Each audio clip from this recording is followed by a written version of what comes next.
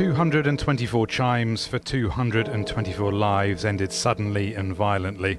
The sombre sound of a tolling bell was the culmination of a service held in one of the Christian world's largest cathedrals, St Isaac's.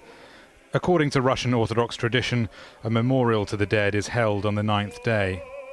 That means it's more than a week since Metrojet's plane was destroyed over Sinai, and we're still waiting for a conclusive explanation of how and why.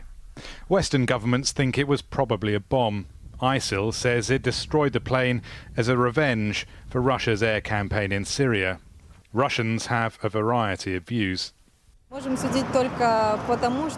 We can only judge by what we're being told. If you want to know what I think, if it was ISIL, I think that theory has a right to exist. I think it is the plane that is to blame. It's a technical error. There have been many versions. From what we were officially told, I am inclined to think it was an explosive on board. The Kremlin says we shouldn't jump to conclusions, but its decision-making tells a slightly different story. All Russian flights to Egypt were suspended on Friday, a precaution we were told, and evacuated tourists started arriving back in their home country this weekend.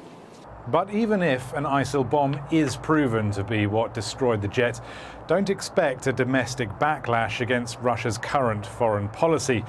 Putin's time in power has been marked by several deadly attacks and tragedies. The general response has been to grieve and then move on. If anything, look for a hardening of attitudes, more support for Russia's bombing in Syria.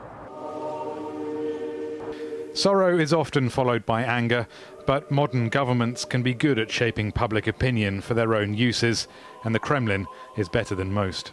Rory Challands, Al Jazeera, Moscow.